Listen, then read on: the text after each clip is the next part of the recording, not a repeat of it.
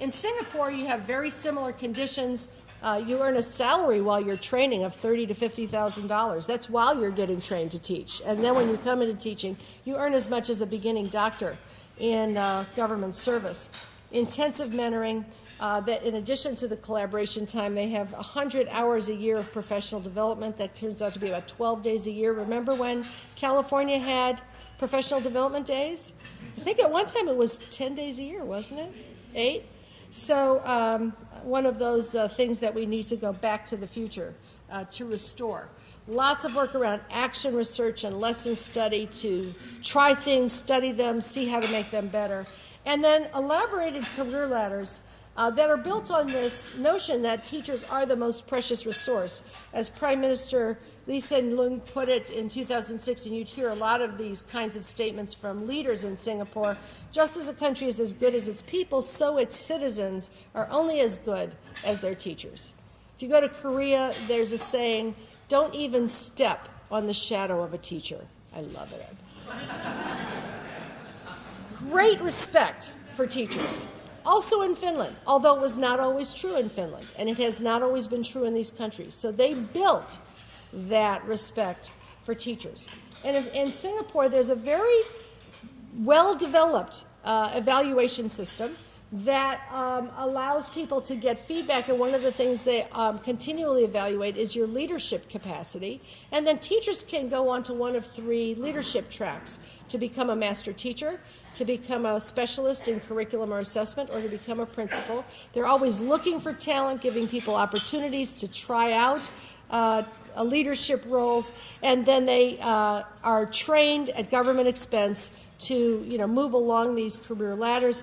One thing to notice is that the principal and the master teacher earn the same amount of money as does the lead specialist. So it's a talent development system that goes all the way up to the Director General of Education, which you could aspire to from being a teacher, moving right along that career path.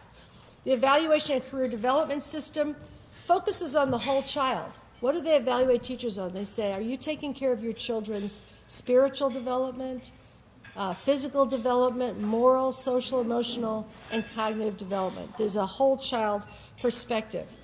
Expert teachers and principals are involved in observation and feedback. They're examining curriculum and student work. They emphasize collaboration. Your evaluation as a teacher is tightly tied to how well you distribute knowledge and expertise to others, back to the point that was made by many of the teachers here. And they support sharing of expertise. The minister in Singapore was at the International Teaching Summit last year and was asked about the question of using test scores in teacher evaluation and ranking and sorting teachers. He was very clear. He said, we do not rank or select teachers. We do not use test score data in teacher evaluation. He said that would make no sense. We look at what teachers do in the classroom, and we try to build a collaborative teaching force in which everyone is getting better together. That collaborative spirit is, I think, really critical. We're struggling in the teaching profession with different theories of change. In the business literature, there's something called Theory X that people have talked about. Theory X is the idea that the real problem with people in organizations is motivation, and that people respond only to rewards and sanctions, the carrots and sticks mentality, and that incentives become the major element of reform. Some other folks who had studied what actually does help improve business organizations in Deming and others following him define Theory Y, which is that the key problem is actually learning. And in fact, people want to be competent. They respond to information about how to be better and how to succeed, and that the major leverage for reform is investment in knowledge and capacity to do the work well. And policies informed by these different theories come out in very different places. We do know from research that incentives alone do not improve outcomes.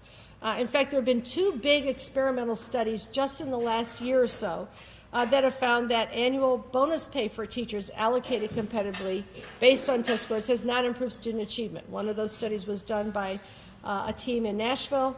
The other was done in New York City. Somebody made the point, I think it was you, Shannon, that merit pay is very different from a kind of recognition and reward system that helps people become more collaborative rather than more competitive. In Portugal, they found that the teachers who received this kind of merit pay, that in those parts of the country, achievement actually went down relative to the places where they didn't get that kind of merit pay. Another thing that we know doesn't work is pathways that reduce preparation for teaching. We have a lot of experience in the country with this and also in the state. This is from a study by Mathematica that found that in low coursework, alternative certification routes that bring people in and reduce the amount that they're expected to learn, and they learn it on the job, kids actually lost achievement gain. They actually got worse between the fall and the spring. Those are those bars that fall below the line. But in high coursework alternative certification routes, most of which were in California, are internship models, which typically do not reduce the expectations for learning. Kids did better. And in the traditional routes, kids did a little better still because people had finished their preparation before they entered the classroom. And that's a point that Anna made, that we need to be sure that that's happening for our candidates and that we make it affordable for them to be able to do that. So we know that making teachers dumber doesn't actually make their kids smarter. Now, this should not be news, but it is, in fact, something that is critically important as we build a policy system that ensures that teachers get the knowledge and skills that they want and need to have to allow their kids to do what we want and need them to do. It's kind of like Education Policy 101. What does work? We know that investments in teacher knowledge and skill do matter. There were huge studies in North Carolina and New York that have found that student learning gains are related to strong academic background of teachers, having quality preparation before entry, being certified in the field taught, having experience of at least 3 years, and in North Carolina they also looked at national board certification. And in that study, in combination, kids who had teachers with most of those traits compared to kids who had teachers with few of those traits, the difference was bigger than the effects of race and parent education combined in terms of its contribution to student learning gains. So if we were sensible, we would build a system that made it easier for teachers to get strong academic background, quality preparation, certification in the field that they teach, not teaching out of field, and staying long enough to get the experience that allows them to be successful and challenge the kind of skills that national board certification allows them to acquire. What does also work is well-designed professional development. There was another study that looked at experimental studies of PD and found that the ones that were effective had 50 to 100 hours a year of professional development on the same topic. So going deep around learning new science strategies, building curricula together, implementing them, coming back together, debriefing with other teachers, etc. And professional development of less than 14 hours had no effect on student learning. Now, the challenge is that the drive-by, spray and pray, hit and run workshops that are reflected in that professional development of less than 14 hours is the majority of the professional development that teachers in this country and in this state get. We know that good professional learning opportunities are really wrapped around specific curriculum and problems of practice with kids and have coaching and modeling and observation and demonstration. But more than 90% of U.S. teachers get only 1 to 2 day workshops. And well under half get that kind of sustained professional development in any field or observe other classrooms, and only 15% of teachers report a great deal of cooperative effort among staff. Because, in fact, in most of our schools still, the only time teachers get is 3 to 5 hours of individual planning time, not 15 to 25 hours of collaborative time for planning and sharing and work. So what policies drive achievement differences? In fact, we have states that do as well as any nation in the world. And those states happen to be, right now, Massachusetts, New Jersey, Vermont, and Connecticut, the top 4 high-achieving states, and they tend to top the list year after year in New England. They do, by the way, spend more. but they also do certain things about teaching, and I'm going to say something about that.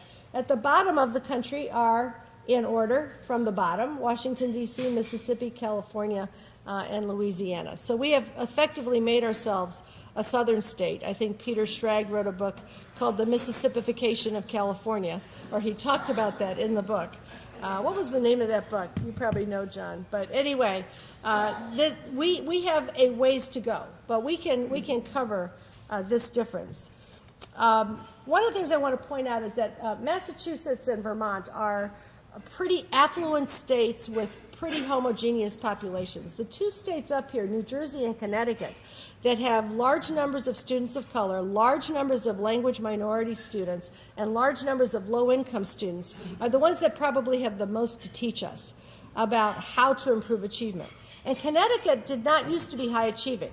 So back in the 1980s, before they put in place a reform, they were sort of in the middle of the pack, and this shows you that they'd grown by 1994 and became #1 in the nation, actually in every subject area by 1998. What did they do in that period of